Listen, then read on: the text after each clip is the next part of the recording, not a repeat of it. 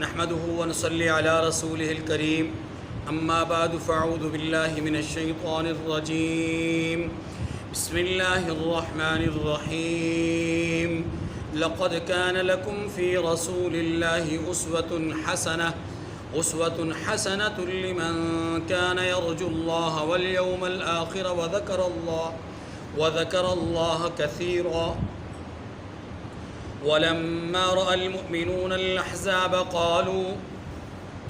قالوا هذا ما وعدنا الله ورسوله وصدق الله ورسوله وما زادهم إلا إيمانا وتسليما من المؤمنين رجال صدقوا ما عاهدوا الله عليه فمنهم من قضى نحبه ومنهم من ينتظر وما بدلوا تبديلا ليجزي الله الصادقين بصدقهم ويعذب المنافقين إن شاء أو يتوب عليهم إن الله كان غفورا رحيما ورد الله الذين كفروا بغيظهم لم ينالوا خيرا وكفى الله المؤمنين القتال وكان الله قويا عزيزا وأنزل الذين ظاهروهم من أهل الكتاب من صياصيهم وقذف في قلوبهم الرعب فريقا تقتلون وتأسرون فريقا وأورثكم أرضهم وديارهم وأموالهم وأرضا لم تطئوها وكان الله على كل شيء قديرا صدق اللہ العظیم۔ سورۃ الاحزاب کی آیت نمبر 21 سے آیت نمبر 27 تک 7 آیات کریمہ کی تلاوت ہوئی۔ ان آیات کریمہ میں پہلی بات اللہ رب العزت نے مؤمنین کے لیے رسول اللہ صلی اللہ علیہ وسلم کی حیات طیبہ کو بہترین اسوہ، بہترین نمونہ قرار دیا ہے۔ دوسری بات، اہل ایمان خاص طور پر صحابہ کرام کے حوالے سے یہاں پر فضیلت، مقام اور درجہ بیان ہو رہا ہے۔ تیسری بات، اللہ تبارک و تعالی مؤمنین، مخلصین یعنی صحابہ کرام اور منافقین کے درمیان فرق بیان کر رہے ہیں۔ اور چوتھی اور آخری بات، غزوہ بنو قریظہ اس کا تذکرہ ہے۔ تو 4 باتیں ہیں مجموعی طور پر۔ پہلی بات، رسول اللہ صلی اللہ علیہ وسلم کی حیات طیبہ وہ امت مسلمہ کے لیے، مسلمانوں کے لیے بہترین نمونہ ہے۔ پہلے آیت کریمہ کا ترجمہ پڑھ لیں، پھر بات سمجھاتا ہوں۔ لقد کان لکم فی رسول اللہ اسوۃ حسنہ، تمہارے لیے اللہ کے رسول کی زندگی میں بہترین نمونہ ہے۔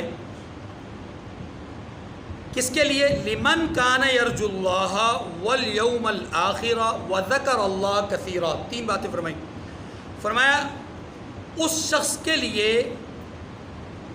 آپ صلی اللہ علیہ وسلم کی پیروی کرنا بہتر ہے۔ نمونے کے طور پر اس شخص کے لیے فائدہ ہوگا کہ جو روز قیامت کی امید رکھتا ہو، اللہ تبارک و تعالیٰ کا ڈر اس کے دل میں ہو اور کثرت سے اللہ کو یاد کرتا ہو۔ اللہ کا ڈر ہو، روز قیامت کی امید ہو اور کثرت سے اللہ کو یاد کرتا ہو۔ یہ 3 علامتیں جس آدمی کے اندر پائی جائیں وہ شخص رسول اللہ صلی اللہ علیہ وسلم کا محب ہے، اور اسی محب کے لیے رسول اللہ کی حیات طیبہ بہترین نمونہ ہے۔ یہ لب لباب ہے، خلاصہ ہے اس آیت کریمہ کا جو میں نے آپ کے سامنے رکھا ہے۔ دیکھیے اس آیت کریمہ میں پہلا جملہ یہ ہے، لقد کان لکم فی رسول اللہ اسوۃ حسنہ، تحقیق تمہارے لیے رسول میں، فی رسول اللہ، رسول میں یعنی رسول کی زندگی میں، اسوۃ حسنہ بہترین اسوہ ہے۔ اسوہ کہتے ہیں نمونہ کو، رول ماڈل، آئیڈیل۔ تمہارے لیے زندگی گزارنے کا بہترین رول ماڈل وہ رسول اللہ صلی اللہ علیہ وسلم کی حیات طیبہ ہے۔ اس بات کو سمجھنے کے لیے ذرا سورہ احزاب کے اندر موجود جو اب تک گفتگو ہوئی ہے اس کو سمجھیے۔ پہلی بات، اللہ نے اپنے حبیب سے فرمایا وَلَا تُطِعِ الْكَافِرِينَ وَالْمُنَافِقِينَ، کافروں اور منافقین کا کہا نہیں ماننا۔ دوسری بات، اللہ پر توکل کیجئے۔ تیسری بات، کسی کے سینے میں دو دل نہیں۔ ایسے ہی اگر کسی نے بیوی کو ماں کہہ دیا تو وہ ماں نہیں بن جاتی، کسی نے کسی کو اپنا منہ بولا بیٹا کہہ دیا تو وہ منہ بولا بیٹا نہیں بن جاتا۔ یہ رسومات باطلہ، تو رسومات باطلہ کو یا رسومات جاہلیت کو رد کرنا یہ بھی رسول کا اسوہ ہے۔ اب رسول کا اسوہ بن گیا کافر اور منافق کی بات نہ ماننا، رسول کا اسوہ بن گیا اللہ پر توکل کرنا، رسول کا اسوہ بن گیا کہ باطل رسومات کی تردید کرنا۔ یہ تین باتیں یہاں پر آ گئی۔ چوتھی بات، ہمارے سامنے غزوہ احزاب کا تفصیلی ذکر آیا۔ اب غزوہ احزاب میں رسول اللہ صلی اللہ علیہ وسلم نے ایک قائد کی حیثیت سے، سپہ سالار کی حیثیت سے جو کردار ادا کیا، کافر کی میت کے ساتھ جو سلوک کیا، کفار کے ساتھ جو رویہ اختیار کیا، غداری کرنے والوں کو غداری سے روکا، ادھر غداری کرنے والوں کو فوری طور پہ کچھ نہ کہا، اور جو اپنے تھے ان کو ان کی حوصلہ افزائی فرمائی، دعوت دینے والوں کی دعوت کو قبول کیا، دسترخوان لگا کر کے سب کو بلا کر کے اپنے ساتھ بٹھا کر کے آپ نے اپنی جو سیرت ہے اس کا ایک پہلو بیان کیا کہ بڑوں کو چھوٹوں کے ساتھ مل جل کر کے ان کی حوصلہ افزائی کرتے ہوئے زندگی کو آگے بڑھانا چاہیے۔ یہ ساری چیزیں اسوۃ حسنہ کے اندر آتی ہیں۔ اللہ پاک نے یہاں پر یہ فرمایا کہ تمہارے لیے تمہارے رسول کی زندگی بہترین نمونہ ہے۔ یہ بات کہی جا رہی غزوہ احزاب کے نتیجے میں، غزوہ احزاب کے، تو بظاہر لگتا یوں ہے کہ شاید اس بہترین نمونے کا معنی غزوہ احزاب میں جو کچھ ہوا وہ رسول اللہ علیہ وسلم کی زندگی جو ہے وہ امت کے لیے نمونہ ہے، باقی نہیں۔ بل یہ بات سمجھیے کہ ایسا بالکل نہیں ہے، یہ غلط قسم کا خیال ہے۔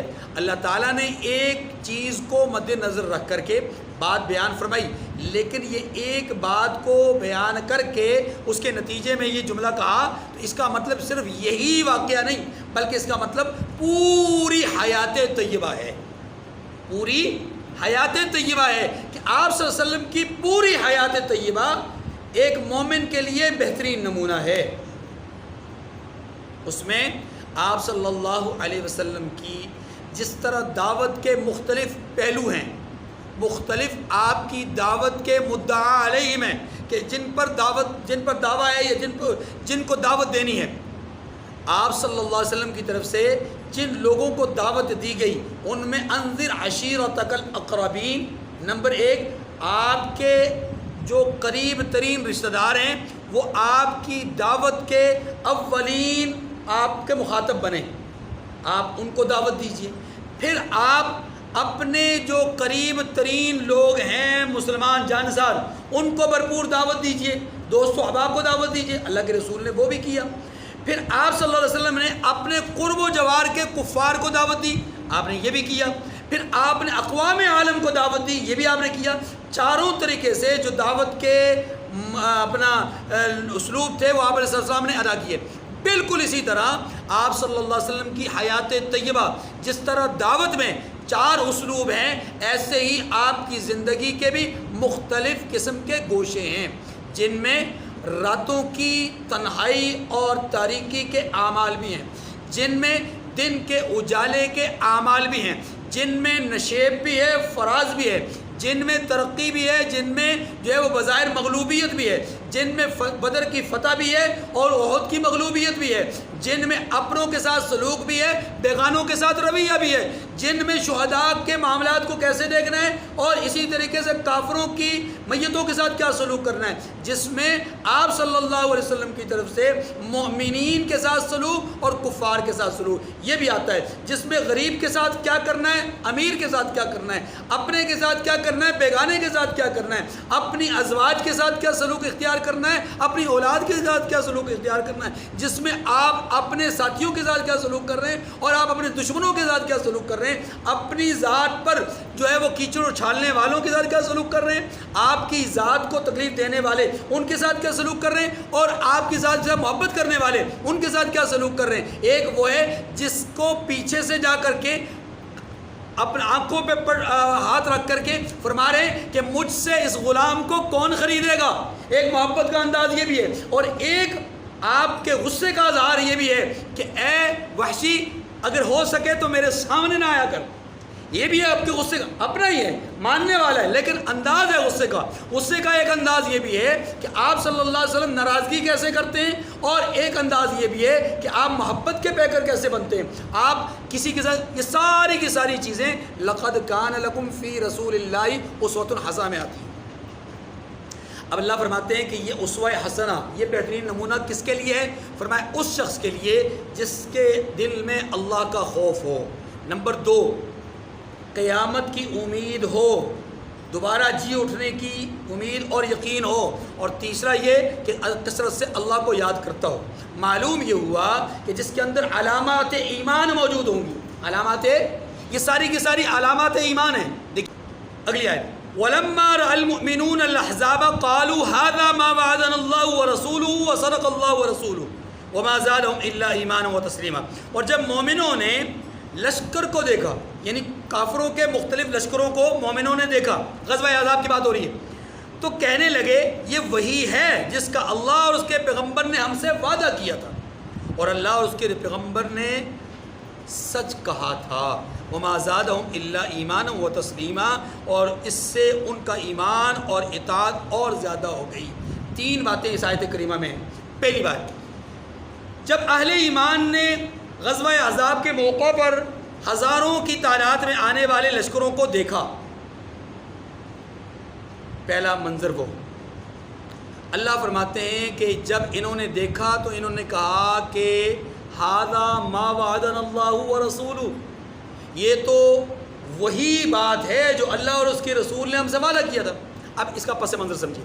رسول اللہ صلی اللہ علیہ وسلم مدینہ منورہ سے جب نکلنے لگے, یعنی اب گھروں سے جب نکلنے لگے غزوہ احزاب, اس سے پہلے آپ نے اہل ایمان کو مخاطب کر کے فرمایا کہ ان قریب اللہ تمہیں بہت زیادہ لشکروں کا سامنا کروائیں گے, اور یہ بہت بڑی آزمائش ہوگی, امتحان ہوگا.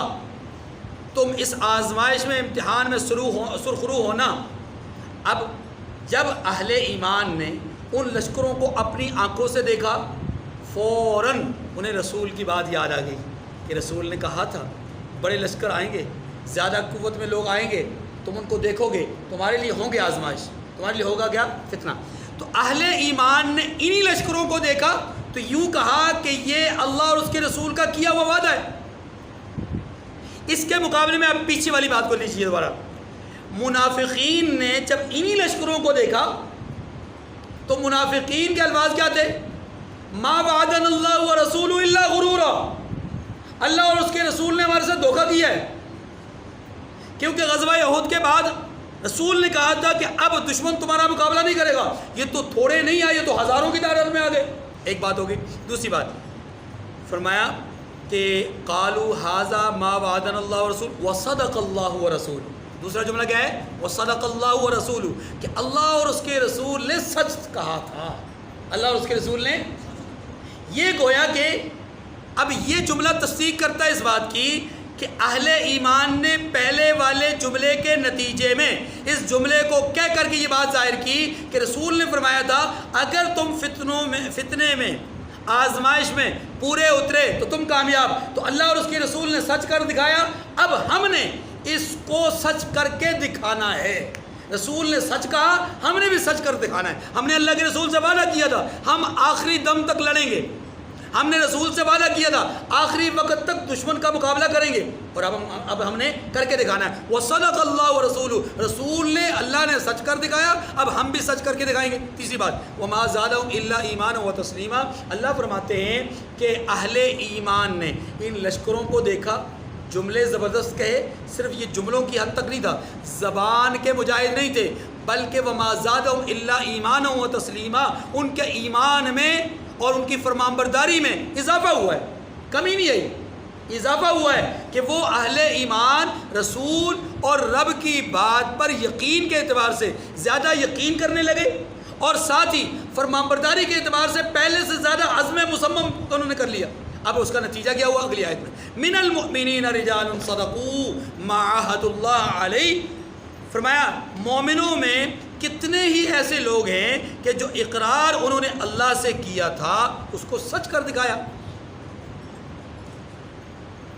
فَمِنْهُمْ مَنْ قَضَى نَحْبَهُ وَمِنْهُمْ مَنْ يَنْتَظِرُ، تو ان میں سے بعض ایسے ہیں جو اپنی نظر سے فارغ ہو گئے، نحبہو اپنی نظر سے اپنے عہد و پیمان سے فارغ ہو گئے، وَمِنْهُمْ مَنْ يَنْتَظِرُ اور بعض وہ ہیں، بعض ایسے ہیں کہ جو انتظار کر رہے ہیں، وَمَا بَدَّلُوا تَبْدِيلًا اور انہوں نے اپنی بات کو ذرا بھی تبدیل۔ اہل ایمان نے یہ کہا کہ اللہ نے جو بات کہی وہ سچ کر دکھائی، اللہ نے جو بات کی، وہ رسول نے جو بات کی وہ سچ کر دکھائی۔ اب گویا انہوں نے اپنے عزم کا ارادہ کیا، جب انہوں نے سچ دکھایا تو ہم بھی سچ کر کے دکھائیں، اسی لیے اللہ نے اسی بات کو، ان کے دل کی کیفیت کو ظاہر کرتے ہوئے فرمایا وَمَا زَادَهُمْ إِلَّا إِيمَانًا وَتَسْلِيمًا۔ یہ اللہ فرما رہے ہیں میں نے تو ایک نقشہ کھینچا ہے، یہ نقشہ ان کی دل کی کیفیت کا اس جملے سے سیکھا ہے۔ یہ جملہ بتاتا ہے کہ اللہ ان کی دل کی کیفیت بیان کر رہے ہیں کہ پہلا جملہ صرف زبانی حد تک نہیں تھا، بلکہ ان کی دل کی کیفیت یہ تھی کہ وہ عزم مصمم کر لیا۔ اب اس عزم مصمم کے بعد اب سنیے، اہل ایمان کے دو طبقے تھے، اہل ایمان کے مخلص مومنین کے دو طبقے تھے۔ ایک طبقہ وہ تھا کہ جنہوں نے غزوہ بدر کے بعد اللہ تبارک و تعالیٰ سے دعائیں مانگی کہ یا اللہ اب کی بار اگر کوئی جنگ ہوئی، اب کے بعد اگر کوئی لڑائی ہوئی، کیونکہ وہ غزوہ بدر میں شریک نہیں ہو سکے کسی وجہ سے، اب وہ کہتے ہیں کہ پروردگار اب کے بعد اگر لڑائی ہوئی تو ہم اس لڑائی میں اپنی جان تک کھپا دیں گے، یہ ان کا ارادہ تھا۔ اور دوسرا طبقہ وہ تھا جو بدر میں شریک ہوا، احد میں شریک ہوا، اور انہوں نے اس عزم اور ارادے کا باقاعدہ طور پہ اظہار نہیں کیا، لیکن ہر میدان میں حضور کا ساتھ دیتے رہے۔ اب یہ جو پہلا طبقہ ہے جس کی بات ہو رہی ہے کہ جنہوں نے اپنے رب سے عہد و پیمان کر رکھا تھا، جنہوں نے اپنے رب سے نظر مان رکھی تھی کہ پروردگار اب کے جنگ میں ہم اپنی جان کھپا دیں گے، یہ کون لوگ ہیں؟ یہ کئی ایک صحابہ ہیں، خاص طور پر ان میں ایک نام حضرت انس ابن نضر رضی اللہ تعالی عنہ کا ہے۔ غزوہ بدر میں شریک نہیں ہو سکے، پروردگار سے دعا کی کہ مولا کریم اب کی بار جو جنگ کفار کے ساتھ ہوگی میں اس میں اپنی جان کھپا دوں گا۔ جب بدر کے بعد احد کا میدان لگا تو یہ میدان میں کود گئے، اور اس وقت بھی یہ جملہ کہا کہ پروردگار میں نے وعدہ کیا تھا اب کے بعد میں جنگ میں شریک ہو رہا ہوں، اے اللہ میری دعا کو قبول فرما لے۔ پھر اتنا دیوانہ وار مردانہ وار لڑے کہ سیر کی کتابوں میں لکھا 80 زخم ان کے جسم پر لگے تھے جب ان کی لاش کو دیکھا گیا۔ غزوہ احد میں شہید ہو گئے، غزوہ احد میں شہید ہو گئے، 80 زخم تیر اور تلوار کے ان کے جسم پر لگے تھے۔ انہی میں حضرت مصعب ابن عمیر رضی اللہ تعالیٰ عنہ ہے، مکہ مکرمہ کے شہزادے، وہ شخص کہ جس سے پہلے کوئی مکہ مکرمہ میں نیا لباس نہیں پہن سکتا تھا، ایسا شہزادہ کہ جس سے پہلے مکہ مکرمہ میں کوئی نئی خوشبو استعمال نہیں کر سکتا تھا، جو رسول اللہ صلی اللہ علیہ وسلم کی طرف سے بھیجے گئے سب سے پہلے معلم تھے مکہ سے مدینہ جو بھیجے گئے۔ اب جب احد کا میدان لگا تو اللہ سے فریاد کی پروردگار جام شہادت نوش کرنا چاہتا ہوں، اپنی راہ میں قبول کر لے۔ میدان میں کودے، دیوانہ وار لڑے اور جام شہادت نوش کر لیا۔ انہی میں ایک نام حضرت سیدنا حمزہ رضی اللہ تعالیٰ عنہ کا ہے، بدر کے میدان میں 30 کافروں کو جہنم واصل کیا تھا۔ بدر کے اصل فاتح وہ تھے کہ جنہوں نے 30 کافروں کو اپنی تلوار سے مارا۔ اب احد کے میدان میں انہی کافروں کی وجہ سے انہی کافروں نے یہ ٹھان لی کہ ہم نے حمزہ کو ضرور مروانا ہے، ہم نے حمزہ کو ضرور قتل کرنا ہے، کیونکہ انہوں نے ہمارے 30 آدمی مارے ہیں۔ ہر جگہ پہ ہر قاتل، ہر مقتول کے پیچھے جس شخص کا نام گونجتا تھا اس شخص کا نام حمزہ تھا رضی اللہ تعالیٰ عنہ۔ رسول اللہ علیہ وسلم کے سگے چچا تھے اور شیر دل چچا تھے، بہادر چچا تھے، اور حمزہ تو اسد اللہ و اسد رسولی، رسول اللہ نے فرمایا حمزہ اللہ اور اس کے رسول کا شیر ہے. بدر کے میدان میں دیوانہ وار لڑے. پھر احد کے میدان میں کفار نے ان کو خاص طور پر ٹارگٹ بنایا ہوا تھا. اللہ کے رسول صلی اللہ علیہ وسلم کی دعوت پر اور آپ کی آواز پر لبیک کہتے ہوئے میدان میں کودے اور میدان میں کود کر کے دیوانہ وار لڑے اور شہید ہو گئے. اللہ کہتے ہیں فَمِنْهُمْ مَنْ قَضَىٰ نَحْبَهُ، ان میں سے کچھ ایسے ہیں کہ جنہوں نے اپنا رب سے کیا ہوا عہد و پیمان پورا کیا. یہ عہد و پیمان یا تو دعا کی صورت میں تھا، وہ بھی پورا ہوا، یا اس صورت میں تھا کہ ایماندار تھے، ایمان لائے تھے. ایمان کا تقاضا یہ ہے کہ اللہ اور اس کے رسول کی بات پر جان نچھاور کر دی جائے، مال نچھاور کر دیا جائے، خواہشات کو نچھاور کر دیا جائے، اور وہ یہ انہوں نے کیا. بات سمجھ رہے ہیں؟ تو یہ حضرت حمزہ رضی اللہ تعالیٰ عنہ کی شہادت. پھر آپ دیکھیے کہ ان میں سے ایک شخص وہ بھی ہے، یہ تو وہ ہیں جو شہید ہو گئے نا. اب نطق نبوت سے سنیے رسول اللہ صلی اللہ علیہ وسلم کیا فرماتے ہیں.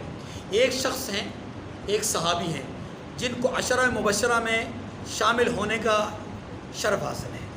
حضرت طلحہ ابن عبید اللہ رضی اللہ تعالی عنہ.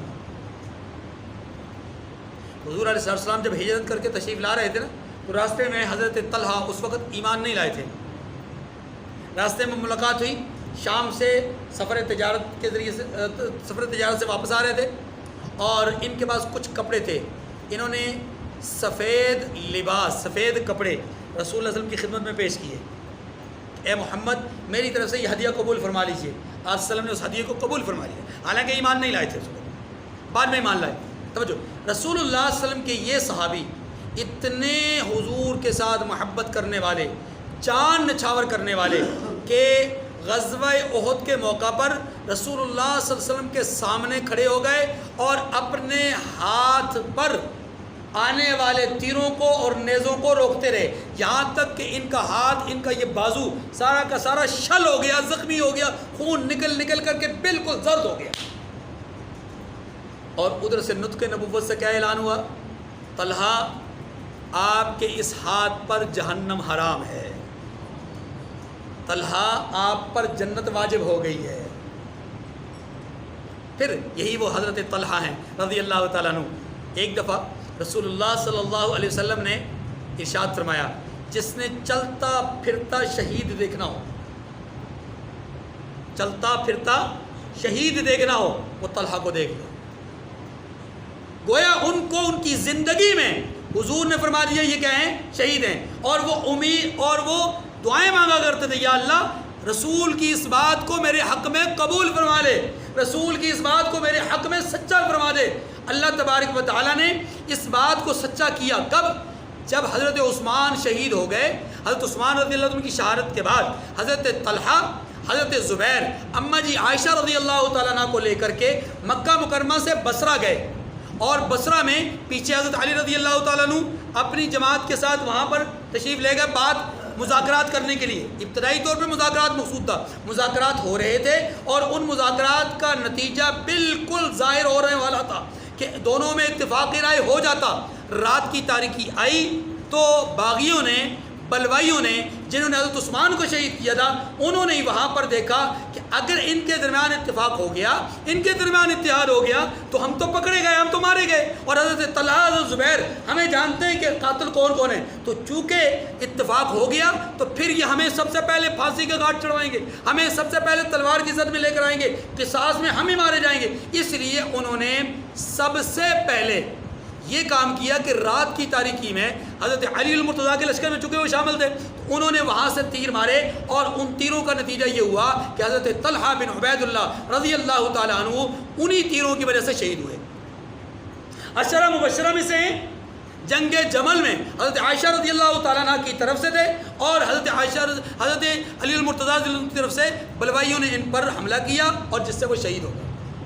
یقیناً یہ حضرت علی کے حکم پر نہیں تھا، واللہ باللہ تاللہ حضرت علی کے حکم پر نہیں تھا، لیکن بلوائیوں نے اپنے آپ کو بچانے کے لیے ایسا کیا. اور پھر آج کے باغی، آج کے منافق، آج کے مرتد، آج کے زندیق یہ کہتے ہیں کہ جناب حضرت طلحہ بن عبید اللہ کو حضرت عائشہ ہی کے لشکر میں سے کسی آدمی نے مار کر کے حضرت علی کے لشکر پر الزام لگایا. بالکل جھوٹ، بالکل غلط بیانی ہے. حضرت عائشہ رضی اللہ تعالیٰ کی طرف سے ایسے نہیں ہو سکتا. کیوں؟ اس لیے کہ حضرت طلحہ وہ شخص ہیں کہ جنہوں نے اپنی زندگی میں حضور صلی اللہ علیہ وسلم کے وصال کے بعد، حضور کے دنیا سے جانے کے بعد، سیدہ عائشہ صدیقہ رضی اللہ تعالیٰ عنہ اور دیگر ازواج مطہرات کے ساتھ اتنا ہدیہ اور اکرام اور تعظیم اور تکریم کا معاملہ کیا کہ ان کو بہت زیادہ تحفے بھیجا کرتے تھے. بڑے تاجر تھے یہ مطلب ہے، مدینہ منورہ کے بڑے تاجر تھے اور اچھا خاصا سرمایہ ان کے پاس تھا، تو بہت زیادہ ہدیہ دیا کرتے تھے. یہاں تک کہ سیرت کی کتابوں میں لکھا ہوا ہے ازواج مطہرات تک 10,000 دراہم تک ایک وقت میں بھیجا کرتے تھے. تو حضور نے ان کو چلتا پھرتا کیا کہا تھا؟ شہید کہا تھا. اس آیت کریمہ کو پڑھ کر حضور نے فرمایا فَمِنْهُمْ مَنْ قَضَىٰ نَحْبَهُ، بس ان میں سے بعض وہ ہیں جنہوں نے اپنے عہد و پیمان کو پورا کیا. اللہ کے رسول فرمایا کہتے ہیں ان میں سے جنہوں نے اپنے عہد و پیمان کو پورا کیا، ان میں سے اگر تم نے کسی کو دیکھنا ہو تو وہ طلحہ بن عبید اللہ ہے. وہ چلتے پھرتے شہید ہے. وَمِنْهُمْ مَن يَنْتَظِرُ. اچھا یہ نحبہ کا معنی نظر بھی ہے، کوئی آدمی نظر مانتا ہے، وہ نظر کا لفظ بھی یہاں پر معنی موجود ہے، اور نحبہ کا معنی عہد و پیمان بھی ہے، کیا ہوا وعدہ بھی ہے. گویا اللہ سے عہد کیا ہوا یا سوال کیا ہوا، دعا مانگی ہوئی، یا پھر ایمان خود بذات خود ایک عہد و پیمان ہے. تو گویا ایمان کے تقاضوں کو پورا کرنا یہ بھی نحبہ ہے. تو جس نے ایمان کے تقاضے کو پورا کیا وہ کامیاب. اور وَمِنْهُمْ مَن يَنْتَظِرُ، اور بعض وہ بھی ہیں، بعض ایسے بھی ہیں کہ جو اس وعدے کو پورا کرنے کے انتظار میں ہیں کہ کب ان کی جان اللہ کی راہ میں نکل جائے. فرمایا وَمَا بَدَّلُوا تَبْدِيلًا، انہوں نے اپنے عزائم کو، اپنے ارادوں کو بدلا. کیا مطلب ہوا؟ مطلب یہ کہ جنہوں نے اللہ کی راہ میں کٹ مرنے کا ارادہ کر لیا انہوں نے اپنے عہد کو توڑا نہیں، اپنے عہد کو، ارادوں کو. آپ دیکھیے اللہ اکبر، غزوہ احد میں ایک صحابیہ ہیں حضرت ام عمارہ رضی اللہ تعالی عنہ، اپنے بیٹوں کو ترغیب دیتی ہیں جاؤ میدان جنگ میں جا کر کے لڑو. ایک بیٹا زخمی ہوا، جسم پر کچھ زخم آئے اور اس حد تک جسم پر زخم آئے کہ کندھا اچھا خاصا زخمی ہو گیا، بازو ہل نہیں رہا تھا. واپس پلٹے پیچھے اور پیچھے آ کر کے کچھ پٹیاں وغیرہ کروانا چاہ رہے تھے. تو ماں نے جلدی سے اس موقع پر جو پٹی ہو سکتی تھی پٹی کر کے کمر پر، پیٹھ پر تھپکی ماری. بیٹا جا، تیرے رسول کو ضرورت ہے، تیری رسول کو ضرورت ہے، جا، یہاں نہ بیٹھنا. بیٹا جاتا ہے اور جا کر کے جامع شہادت نوش کر جاتا ہے. یہ ہے ان حضرات کے جذبات، یہ ہے ان کا حضور علیہ السلام سے محبت اور عشق کا انداز. تو حضور سے محبت کرنا یہ اصلاح نفس کا سب سے اہم ترین پہلو ہے. 4 باتیں ابتدائی طور پہ کہی تھیں، ان میں سے 2 باتیں آ گئیں. پہلی بات رسول اللہ علیہ وسلم کی پیروی، دوسری بات اصحاب رسول کا اخلاص. ٹھیک ہے، یہ بات آ گئی. اب اس کا نتیجہ، اس اخلاص کا نتیجہ اللہ تبارک و تعالیٰ اس آیت میں، آیت نمبر 24 میں بیان فرماتے ہیں لِيَجْزِيَ اللَّهُ الصَّادِقِينَ بِصِدْقِهِمْ وَيُعَذِّبَ الْمُنَافِقِينَ إِنْ شَاءَ أَوْ يَتُوبَ عَلَيْهِمْ إِنَّ اللَّهَ كَانَ غَفُورًا رَحِيمًا. یہ اس اخلاص کا نتیجہ بھی ہے اور تیسری بات بھی ہے، مومن اور منافق میں فرق. اللہ فرماتے ہیں تاکہ اللہ سچوں کو ان کی سچائی کا بدلہ دے اور منافقوں کو چاہے تو عذاب دے، چاہے تو ان پر مہربانی کرے. اتنا زبردست جملہ ہے نا یہ. لیکن اس جملے کے اندر رسول اللہ صلی اللہ علیہ وسلم کی جماعت، مخلصین، صحابہ کرام کا تذکرہ آ گیا، ساتھ ہی منافقین کا ذکر بھی آ گیا. معلوم یہ ہوا کہ غزوہ احزاب میں موجود رہنے والے مخلص تھے اور غزوہ احزاب سے پہلے ہی یا تو گھر سے نکلے ہی نہیں یا یہ کہ وہاں جا کر کے واپس لوٹ آئے، یہ منافق تھے. ایک فرق تو یہ آ گیا. اب اس فرق کو بیان کر کے اللہ تبارک و تعالیٰ یہ بیان فرماتے ہیں کہ جو موقع پر موجود رہے وہ مخلص تھے اور وہ سچے تھے. اللہ چاہتے یہ ہیں کہ اللہ سچوں کو ان کی سچائی کا بہترین بدلہ دے. یجزی اللہ، جس کو ہم کہتے ہیں جزاک اللہ. یہ جو لفظ کہتے ہیں نا جزاک اللہ خیرا، اللہ آپ کو بہترین جزا دے، اور اس کے ساتھ بعض اوقات کہتے ہیں خیرن کثیرا، جو کہ کہنا چاہیے ہمیشہ، لیکن بعض اوقات ہم کہتے ہیں، ورنہ ہم عام طور پہ لفظ استعمال کرتے ہیں جزاک اللہ خیرا، ورنہ جزاک اللہ خیرن کثیرا کہنا چاہیے، اللہ آپ کو بہت زیادہ بھلائیوں سے نوازے، لیجزی اللہ الصادقین بصدقہم، تاکہ اللہ سچوں کو ان کی سچائی کا بدلہ دے۔ یہ ہو گیا ایک طبقہ، یہ ہے مخلصین کا طبقہ۔ اب دوسرا طبقہ کیا ہے؟ اور اللہ چاہے تو منافقین کو عذاب دے، چاہے ان پر مہربانی کرے، یہ دوسرا طبقہ ہے۔ اس سے پتہ چلا کہ سچے لوگ جو ہیں ان کے لیے اللہ کے ہاں بدلہ اللہ نے اپنے اوپر لازم کر رکھا ہے، اللہ نے لازم کر رکھا ہے، ورنہ اللہ کے اوپر لازم کچھ بھی نہیں ہے، اللہ نے خود اپنے اوپر سچوں کی سچائی کا بدلہ دینا لازم کر دیا۔ اور جو کافر ہیں، جو برے ہیں، کافر نہیں، جو برے ہیں، منافق ہیں، عملی منافق ہیں، ان کے لیے، عقیدے کے منافق نہیں، عملی جو منافق ہیں ان کے لیے اللہ تبارک و تعالیٰ کے ہاں ضابطہ اور قانون کوئی نہیں ہے، اس کے دریائے رحمت کی بات ہے یا صفت عذاب، صفت انتقام کی بات ہے، چاہے تو انتقام لے لے، چاہے تو رحمت کا مہربانی کا معاملہ فرمانے، یہی بات یہاں پر بیان فرمائی۔ گویا یہاں پر ان لوگوں کا ذکر کیا گیا کہ جو عملاً نفاق میں مبتلا ہوئے، ورنہ عقیدے کے منافقین کے لیے یہ والی بات نہیں ہو سکتی۔ ہاں البتہ اس کی ایک اور تفسیر ہے، اس کے مطابق پھر یہ عقیدے کے جو منافق ہیں ان کے لیے بھی ہو سکتی ہے۔ اور تفسیر کیا ہے؟ وہ تفسیر یہ ہے کہ اللہ تبارک و تعالیٰ یہاں مستقبل کی خبر دے رہے ہیں کہ ان منافقوں کو چاہے تو اللہ عذاب دے، چاہے تو ان پر مہربانی کر دے۔ عذاب دینے سے مراد یہ کہ پھر ان کو اسی حالت میں قبر کی گھاٹ میں اتار دے، تو ظاہر ہے پھر عذاب ہی ہوگا۔ عقیدے کے منافق ہیں، کافر ہیں، عقیدے کا منافق کون ہوتا ہے؟ کافر، لہذا اس کے لیے تو عذاب ہی عذاب ہے۔ اور چاہیں تو ان کو اپنی مہربانی کریں، مطلب یہ ہوا کہ کچھ وہ ہوں گے کہ جن کو اللہ اسی عقیدے کے ساتھ قبر میں اتارے، کچھ وہ ہوں گے کہ جو بعد میں مخلص بن جائیں، توبہ طائب ہو جائیں، تو جو توبہ طائب ہو جائیں گے ان کی توبہ اللہ کی مہربانی ہے، ان کی توبہ کیا ہے؟ اللہ کی مہربانی۔ اس لیے اس آیت کریمہ میں دو گروہوں کا ذکر ہو گیا، سچوں کا اور منافقین کا، اور پھر منافقین کے لیے دو تفسیریں میں نے آپ کے سامنے ذکر کر دی۔ اب اگلی بات، وَرَدَّ اللَّهُ الَّذِينَ كَفَرُوا بِغَيْظِهِمْ لَمْ يَنَالُوا خَيْرًا، اور جو کافر تھے ان کو اللہ نے پھیر دیا، وہ اپنے غصے میں کچھ بھلائی حاصل نہ کر سکے۔ کیا مطلب ہے؟ اس آیت کریمہ کا مصداق کون ہے؟ یہ آپ کے ذہن میں غزوہ احزاب کا نقشہ دوبارہ اس کی طرف لے جانا چاہتا ہوں۔ غزوہ احزاب 25 یا 30 دن کا کفار کی طرف سے محاصرہ، لیکن اس محاصرے کا حاصل ان کو کچھ نہیں ہوا۔ ان کا مقصد پورا، مقصد کیا تھا ان کا؟ کہ اتنی زیادہ جماعتیں جمع کر کے لانے کا مقصد یہ تھا کہ مسلمانوں کو ملیا میٹ کر دینا، اور وہ کر نہیں سکے۔ فرماتے ہیں وَرَدَّ اللَّهُ الَّذِينَ كَفَرُوا بِغَيْظِهِمْ، غیظ اصل میں کہتے ہیں، دیکھیے جب آدمی کو غصہ آتا ہے نا کسی پر اور غصے میں کر کچھ نہیں سکتا تو کیا کرتا ہے؟ دانت پسیجتا ہے۔ وَرَدَّ اللَّهُ الَّذِينَ كَفَرُوا بِغَيْظِهِمْ، اللہ فرماتے ہیں ان کافروں کو اللہ نے واپس لوٹا دیا اس حال میں کہ وہ اپنے دانتوں کو دبا رہے تھے، پسیج رہے تھے۔ سورہ فتح کے آخر میں، آخری آیت میں اللہ تبارک و تعالی نے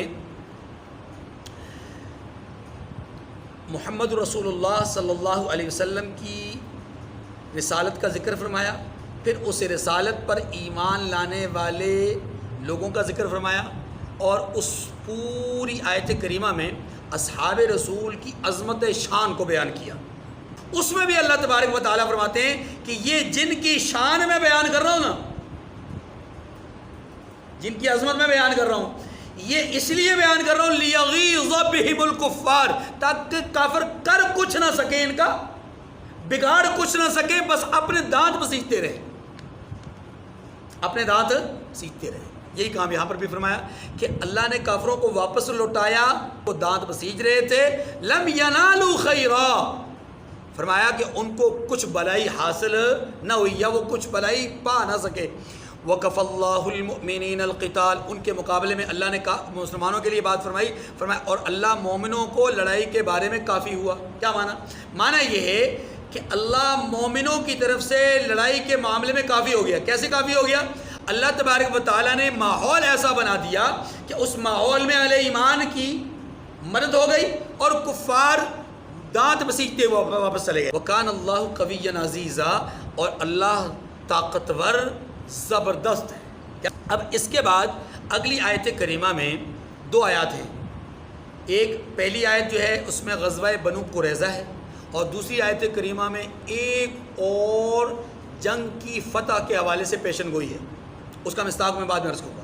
پہلی بات غزوہ بنو قریظہ، اس کے حوالے سے کچھ بات پہلے بھی کی تھی لیکن پھر تھوڑا سا وضاحت کے ساتھ عرض کر دیتا ہوں.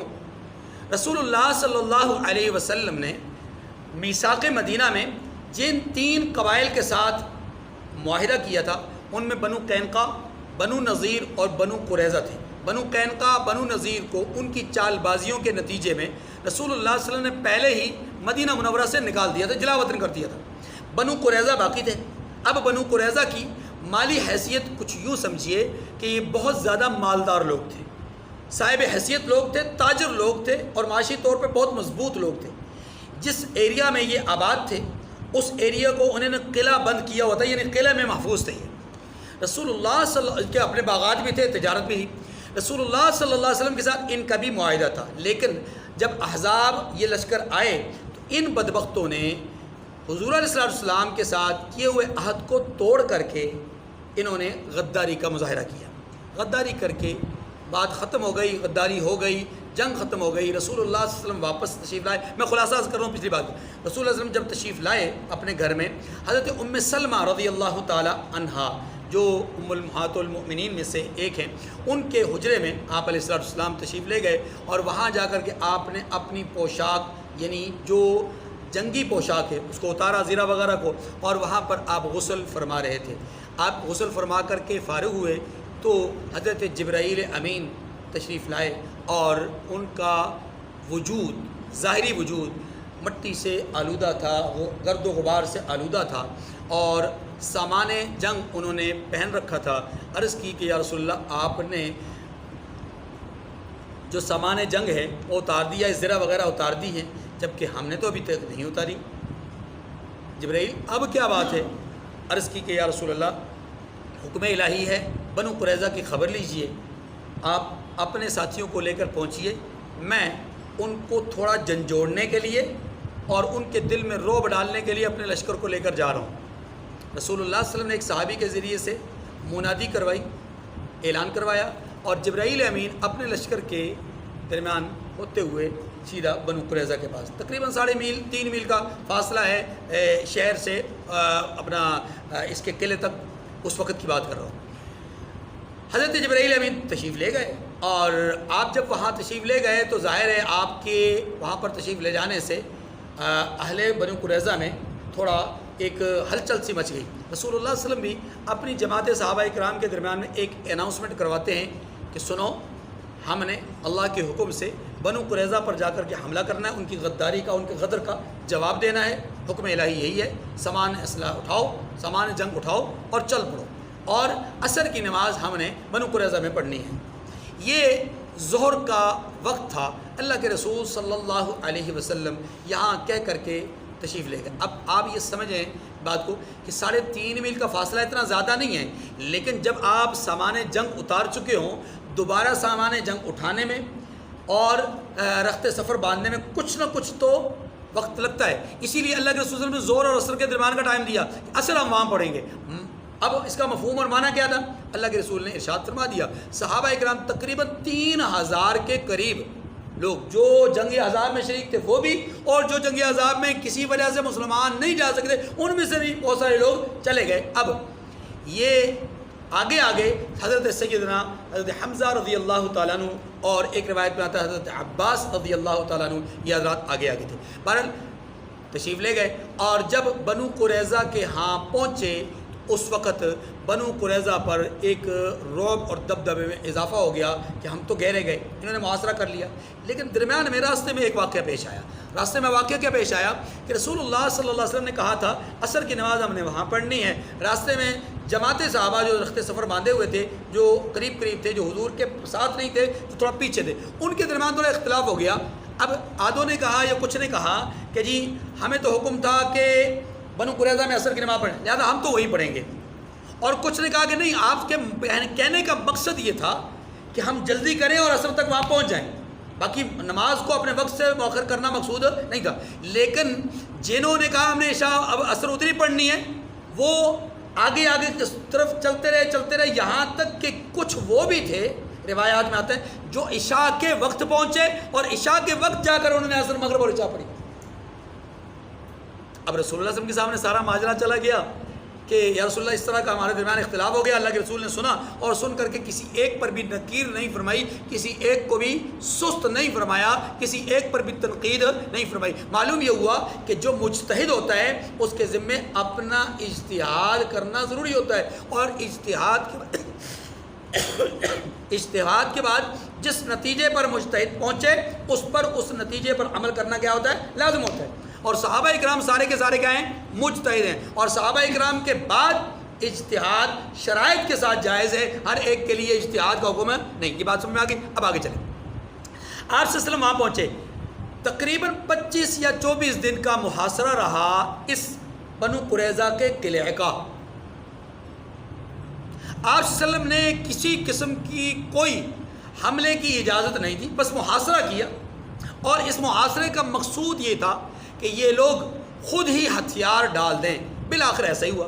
24 یا 25 دن کے بعد معاملہ یہ پہنچا کہ کعب بن اسد جو بنو قریظہ کا سردار تھا، اس نے اپنے لوگوں کو جمع کر کے خطاب کیا اور اسے کہا لوگوں میں 3 تجویزیں پیش کرتا ہوں، ان میں سے کسی ایک کو مان لو۔ سب سے پہلی بات، مان لو کہ محمد رسول اللہ برحق نبی ہیں، رسول ہیں، حالات بھی یہی بتاتے ہیں، لہذا اسلام قبول کر لو، یوں ہماری جان بھی بچ جائے گی، مال بھی بچ جائے گا، بیوی بچوں کے قتل سے بھی بچ جائیں گے، افراط و تفریط اپنا انتشار اور افتراق بھی نہیں ہوگا، ہاں جی، اور ہم کسی بھی طرح کا نقصان نہیں اٹھائیں گے، اسلام قبول کر لیں۔ دوسری بات، اگر یہ نہیں کرتے پھر ایک دوسرا کام ہے میرے ذہن میں جو تجویز آئی، سردار قوم کہہ رہے ہیں کہ بیویوں کو بچوں کو اپنے ہاتھوں سے ذبح کر دیں، اور ہم جتنے لڑنے والے لوگ ہیں پھر مردانہ وار لڑیں، پھر مقابلہ کریں، جو ہوگی دیکھی جائے گی۔ یہ دوسری تجویز ہے۔ اور اگر یہ بھی نہیں کر سکتے تو تیسری تجویز یہ تھی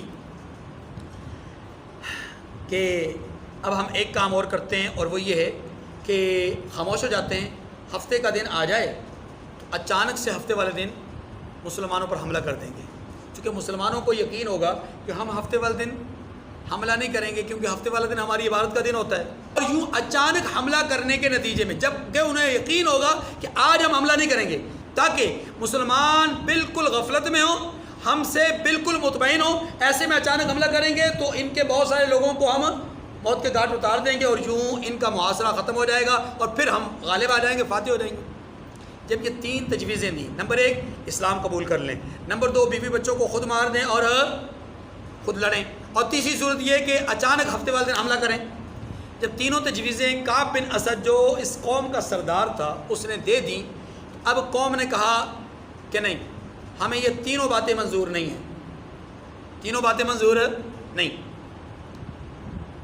اس نے کہا پھر چوتھی صورت ہے، میرے پاس صرف آخری آپشن بچتا ہے، اور وہ آخری آپشن یہ ہے کہ پھر ہم ہتھیار ڈال دیں۔ اب اس چوتھی صورت کو تقریباً تمام بنو قریظہ نے، تمام لوگوں نے ایکسیپٹ کیا، قبول کیا کہ ٹھیک ہے، لیکن ایک بات ہے، ہم یہ عمل کرنے سے پہلے کیوں نہ یہ کر لیں کہ تھوڑا سا اندازہ کر لیں کہ اگر ہم ہتھیار ڈال دیں گے تو اس کا نتیجہ کیا ہوگا۔ ظاہر ہے ان کو پتہ تو تھا کہ ہم نے کیا کیا ہے، غداری کی ہے، اور غدار کی سزا کیا ہوتی ہے؟ موت۔ غدار کی سزا کیا ہوتی ہے؟ یہ اصل بات ہے، لیکن ایک طرف تو یہ بات تھی، دوسری طرف یہ بھی تھا کہ رسول اللہ صلی اللہ علیہ وسلم رحمۃ اللہ عالمین ہے، جان تو کہتے تھے کہ وہ نبی برحق ہیں اور رحمۃ اللہ عالمین ہیں۔ اب اسی لیے انہوں نے کہا کہ ہم یہ دیکھنا ضروری سمجھتے ہیں کہ مسلمانوں کا ہمارے ساتھ سلوک کیا ہوگا۔ چنانچہ انہوں نے رسول اللہ صلی اللہ علیہ وسلم کے ساتھ با اتفاق رائے آپ صلی اللہ علیہ وسلم کے پاس اپنے ایک وفد کو روانہ کیا اور مطالبہ کیا کہ کہ آپ ایسا کریں کہ ہمارے پاس ہمارے پرانے دوستوں میں سے جو آپ کے ساتھی بن چکے لیکن تھے ہمارے پرانے دوست، ان میں سے ابو لبابہ رضی اللہ تعالیٰ عنہ ان کو بھیج دیجئے، ہم ان کے ساتھ کچھ میٹنگ کرنا چاہتے ہیں، کچھ باتوں میں ہم ان کے ساتھ تبادلہ خیال کرنا چاہتے ہیں۔ رسول اللہ صلی اللہ علیہ وسلم نے حضرت ابو لبابہ رضی اللہ تعالیٰ عنہ کو بھیج دیا۔ آپ رضی اللہ تعالیٰ عنہ ان کے پاس گئے تو انہوں نے کہا کہ اے ابو لبابہ، آپ ہمارے پرانے ساتھی دوست حلیف رہے ہیں، اب آپ کا ہمارے بارے میں کیا خیال ہے ہمیں نہیں پتا، لیکن ایک بات ہم جاننا چاہتے ہیں، یہ بتاؤ ہمیں مشورہ دو کہ ہم مسلمانوں کے خلاف یعنی تم لوگوں کے خلاف ہتھیار ڈالیں یا نہ ڈالیں، رائے دو۔ حضرت ابو لبابہ رضی اللہ تعالیٰ نے برجستہ فرمایا کہ ہتھیار ڈال دو، یہی تمہارے حق میں بہتر ہے، یہ جملہ کہا، لیکن ایک کام آگے کر گئے، وہ جاننا یہ چاہتے تھے کہ مسلمانوں کا ہمارے ساتھ سلوک کیا ہوگا، وہ یہ جاننا چاہتے تھے۔ حضرت ابو لبابہ رضی اللہ تعالیٰ نے اگلا اشارہ کیا کر دیا، فرمایا، گویا اشارہ تھا کہ گردنیں تو ماری جائیں گی، قتل تو کیے جاؤ گے۔ جب یہ اشارہ کر دیا فوراً دل میں خیال آیا کہ اوہو میں نے کتنی بڑی غلطی کر دی ہے، میں نے تو مسلمانوں کے پلان کو، تدبیر کو، یا مسلمانوں کی طرف سے ان کے ساتھ پیش آمدہ جو سلوک ہے، پیش آمدہ آنے والا جو سلوک ہے، اس کی گویا قبل از وقت ہی ان کو اطلاع دے دی ہے، یہ تو میں نے امانت میں خیانت کر دی ہے اور یہ میں نے غلط کر دیا ہے، اور دل ہی دل میں ایک غم، پریشانی اور اللہ کے رسول کے سامنے جانے کی ندامت، یہ سارے معاملات لے کر کے بجائے اس کے کہ رسول اللہ کی طرف جاتے، ذرا سائڈ سے ہوتے ہوئے سیدھا مسجد نبوی میں چلے گئے، اور مسجد نبوی کے 7 ستونوں میں سے ایک ستون کے ساتھ خود کو باندھ لیا۔ آج بھی استوانہ ابو لبابہ وہاں موجود ہے، لکھا ہوا ہے، یہ ابو لبابہ رضی اللہ عنہ والا ستون ہے، اس ستون کے ساتھ خود کو باندھ دیا، اور باندھنے کے بعد کہا کہ اللہ کی قسم اب تو میں خود کو نہ کھولوں گا جب تک کہ رسول صلی اللہ علیہ وسلم نہ کھولیں، اور اپنے دل ہی دل میں خود کو ندامت کر رہے تھے اور خود ہی کو جو ہے وہ ملامت کر رہے تھے کہ میں نے کیا کر دیا، یہ اشارہ نہیں کرنا چاہیے تھا مجھے۔ رسول اللہ صلی اللہ علیہ وسلم نے کافی دیر انتظار کیا، ابو لبابہ نہیں آئے، کافی دیر انتظار کرنے کے بعد تو پتہ چلا، تفصیلات معلوم ہوئی، ابو لبابہ تو قلعے سے نکل کر کے جا چکے۔ اب رسول اللہ صلی اللہ علیہ وسلم نے ان سے، ان کے آنے والے وفد سے، اس کے بعد انہوں نے وفد بھیجا کہ جی ہم آپ کے سامنے ہتھیار ڈالنے کے لیے تیار ہیں، آپ محاصرہ اٹھا لیجئے، آپ ہمارے درمیان کو فیصلہ نہ کریں، آپ ایسا کیجئے کہ ہمارے درمیان فیصلہ کرنے کے لیے سعد بن معاذ کو جو ہمارے سابقہ حلیف ہیں انہیں بلا لیجئے، ان سے فیصلہ کروائیے، ان کو نہیں پتا تھا کہ وہ ساتھ ہیں کہ نہیں۔ حضرت پاک صلی اللہ علیہ وسلم نے جناب سعد بن معاذ رضی اللہ تعالیٰ عنہ کو، جو غزوہ احزاب میں زخمی ہو گئے تھے، ان کی چہرک پہ آ کر کے تیر یا نیزہ لگا تھا اور وہ کافی شدید زخمی تھے، وہ مدینہ سے نہیں آ سکے تھے زخمی ہونے کی وجہ سے، حضور نے کچھ لوگوں کو بھیجا، ان کو لے کر آئے اور باقاعدہ طور پہ پروٹوکول کے ساتھ لایا گیا، قدرے یہ عمر کے لحاظ سے تھوڑے بڑے بھی تھے، آئے اور آ کر کے انہوں نے سارے معاملات کو جانچ پڑتال کی اور پوچھا کہ کیا دونوں فریق میرے فیصلے پر رضامند ہوں گے، تو رسول اللہ صلی اللہ علیہ وسلم نے فرمایا اے سعد ہمیں آپ کا فیصلہ منظور ہے۔ اندازہ کیجئے رحمت للعالمین کے درمیان اب فیصلہ کون کر رہا ہے؟ حضرت سعد بن معاذ رضی اللہ، لیکن یہ حکم رسول پر ہو رہا ہے، یاد رکھیے حکم رسول۔ اب کوئی یہ بندہ یہ نہیں کہے، نہ کہے کہ جناب رسول اللہ کی موجودگی میں سعد بن معاذ کیسے فیصلہ کر سکتے ہیں؟ بھائی سعد بن معاذ اپنی اتھارٹی نہیں ہے، وہ اتھارٹی بنے ہیں رسول کے کہنے پر۔ اتھارٹی بنے کیسے ہیں؟ اسی لیے ہم کہتے ہیں خلفائے راشدین میں سے ہر ایک صحابی، ابو بکر و عمر و عثمان و علی رضی اللہ تعالیٰ عنہ، حضرت حسن رضی اللہ تعالیٰ عنہ، یہ پانچوں حضرات اتھارٹی ہیں، اور یہ اتھارٹی ہیں علیکم بسنتی و سنت الخلفاء الراشدین المہدیین، ٹھیک ہے؟ ان میں سے ہر ایک کا جو بھی کام ہے وہ ایک اپنی ذات کے اعتبار سے، اپنی حیثیت کے اعتبار سے ایک حیثیت رکھتا تھا، اتھارٹی رکھتا تھا، اس لیے وہ فیصلہ درست ہے۔ دوسری طرف بھی پوچھا بنو قریظہ سے کہ کیا تم رضامند ہو؟ انہوں نے کہا رضامند ہے۔ حضرت سعد بن معاذ رضی اللہ تعالیٰ نے فیصلہ یہ کیا کہ یا رسول اللہ آپ ان کے جوانوں کو قتل کر دیں جو لڑنے کے قابل ہیں، اور جو ان کی عورتیں اور بچے ہیں انہیں آپ غلام اور باندیا بنا لیں اور ان کے سارے مال کو لوٹ لیں۔ اللہ کے رسول صلی اللہ علیہ وسلم کے چہرہ اقدس پر خوشی اور بشاشت کے آثار نمایاں نظر آئے، اور ادھر بنو قریظہ کے حلقے کے اندر ایک ہلچل مچ گئی، لیکن چونکہ طے پہلے کر لیا تھا کہ اب ہم فیصلہ مانیں گے، تو فیصلہ ماننے والے ان کے 700 سے لے کر کے 900 تک جوان تھے جو زرہ بند تھے، اسلحہ انہوں نے اپنا پہنا ہوا تھا، اور وہ پوری طرح اپنے طور پر تازہ دم تھے لڑنے کے لیے، لیکن اس فیصلے کے سننے کے بعد وہ بھی سر نگوں ہو گئے اور لڑنے کے لیے تیار نہیں ہوئے، فیصلے کو قبول کیا۔ روایات میں آتا ہے کہ 700 لوگ گڑھے کھودے گئے، ان گڑھوں میں ان کو کھڑا کیا گیا اور پھر ان کو تلواروں سے ان کی گردنوں کو اڑایا گیا، 700 لوگ مارے گئے۔ اب کسی کے ذہن میں یہ بات آئے کہ جناب یہ تو بڑا ظلم ہو گیا، بڑی زیادتی ہو گئی، جب انہوں نے ہتھیار ڈال دیے تھے تو معاف کر لینا چاہیے تھا۔ جواب، دو جواب ہیں۔ پہلا جواب یہ ہے کہ غدار کو معافی نہیں دی جاتی۔ نمبر دو، اس سے بڑھ کر جو بات ہے وہ یہ ہے کہ یہ جو فیصلہ حضرت سعد نے کیا تھا، رسول اللہ صلی اللہ علیہ وسلم نے خود ارشاد فرمایا، اے سعد آپ نے تورات کے مطابق فیصلہ کیا۔ تورات میں یہی لکھا ہوا ہے کہ جو لوگ غداری کریں گے ان کے جوانوں کو قتل کر دیا جائے، ان کے بچوں اور عورتوں کو لونڈیا بنایا جائے اور غلام بنا دیا جائے۔ یاد آپ نے بالکل فیصلہ صحیح کیا، ان کے مال کو لوٹ لیا جائے۔ یہ ہے یہاں پر حکم۔ وَأَنزَلَ الَّذِينَ ظَاهَرُوهُم مِّنْ أَهْلِ الْكِتَابِ مِنْ صَيَاصِيهِمْ وَقَذَفَ فِي قُلُوبِهِمُ الرُّعْبَ فَرِيقًا تَقْتُلُونَ وَتَأْسِرُونَ فَرِيقًا۔ اچھا، حضرت ابو لبابہ رضی اللہ عنہ کے ساتھ کیا ہوا؟ حضرت ابو لبابہ کے بارے میں جب حضور کو پتہ چلا نا کہ ابو لبابہ تو یہاں سے مسجد نبی چلے گئے، آپ نے ارشاد فرمایا کہ کاش کہ ابو لبابہ سیدھے میرے پاس آتے تو ہم یہیں ان کے لیے دعائے مغفرت کر لیتے، بخشش کی دعا کر لیتے اور ان کا جرم معاف ہو جاتا۔ لیکن چلیں، اب جیسا انہوں نے کیا ہے تو اب یہ فیصلہ اللہ ہی کریں گے۔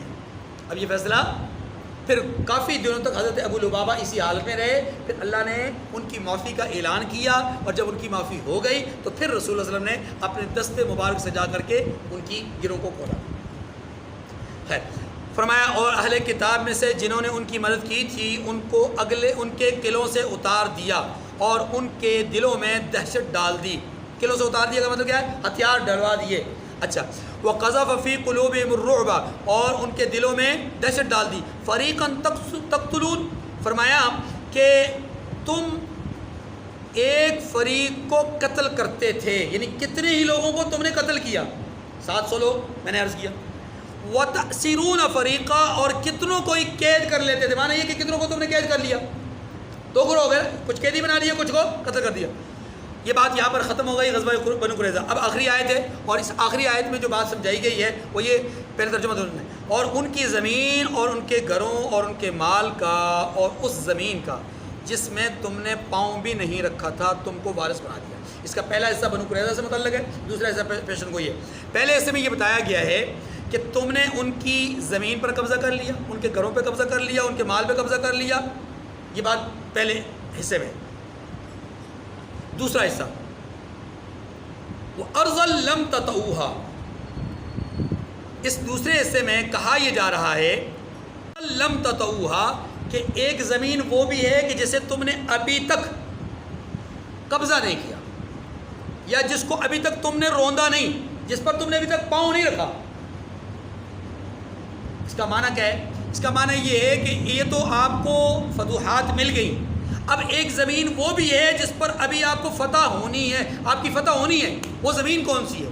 اس بارے میں ایک قول یہ ہے کہ اس سے مراد شام اور فارس، وہ جگہ جن کی بشارت رسول اللہ صلی اللہ علیہ وسلم کدال مارتے ہوئے دی تھی، وہ مراد ہے۔